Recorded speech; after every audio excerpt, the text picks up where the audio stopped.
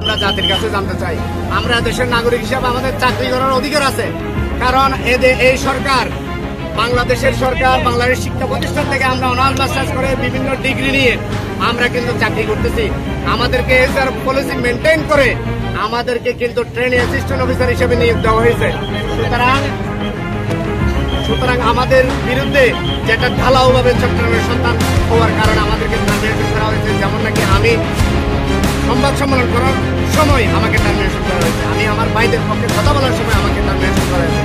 একটি সংঘবদ্ধ এক গোষ্ঠী তাদের লক্ষ্য, তাদের উদ্দেশ্য চরিতার্থ করার জন্য, তাদের নীল নকশা বাস্তবায়ন করার জন্য পরিকল্পিতভাবে চট্টগ্রামের ছেলেদেরকে, যেখানে আমরা ৫৬,০০০ কোটি টাকা ডিপোজিট ছিল আমরা ব্যাংকে জয়েন করার পর, এখানে আমাদের ১৭৭ কোটি টাকা অ্যাকাউন্ট ডিপোজিট। এটা আমাদের কারণ, আমাদের কামের কারণ, আমাদের রক্তের দিয়ে আমরা অর্জন করেছি।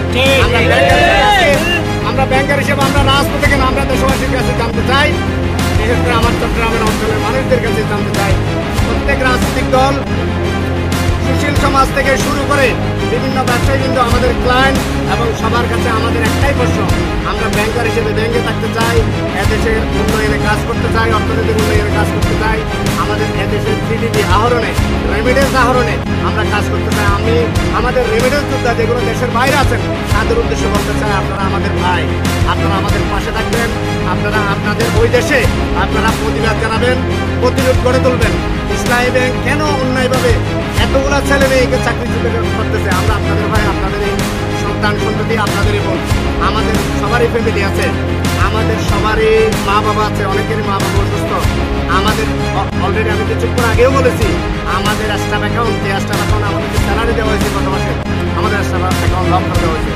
বাংলাদেশের ইতিহাসে একটা সর্বপ্রথম একটি ন্যাক্কারজনক ঘটনা, ৫৫০০ এমপ্লয়ি একসাথে ৫৫০০ আমরা এমপ্লয়ি নাও হতে পারে, আমরা দেশের জনগণ, ৫৫০০ জনগণের একসাথে ব্যাংক অ্যাকাউন্ট ব্লক করে দেওয়া, তাদের ন্যায্য যে স্যালারি, আমরা এগুলো কোনো সাদাবাজি করে পাইনি, কোনো লুটপাট করে পাইনি, কোনো সন্ত্রাসী কর্মকাণ্ডের মধ্যে পাইনি। আমরা অক্লান্ত পরিশ্রমের মাধ্যমে যে টাকা ইনকাম করে আমাদের ব্যাংকে জমানো আছে, এই টাকা আমাদের লক করে দেওয়া হয়েছে। কেন? আমাদের এটিএম কার্ড লক করে দেওয়া হয়েছে, স্যালারি লক করে দেওয়া হয়েছে। আমাদের অনেকে বাসা ভাড়া দিতে পারতেছে না, আমাদের অনেকে বাসা ভাড়া দিতে পারতেছে না, মা বাবা চিকিৎসা করতে পারতেছে না, বাচ্চাদের স্কুলের ফি দিতে পারতেছে না।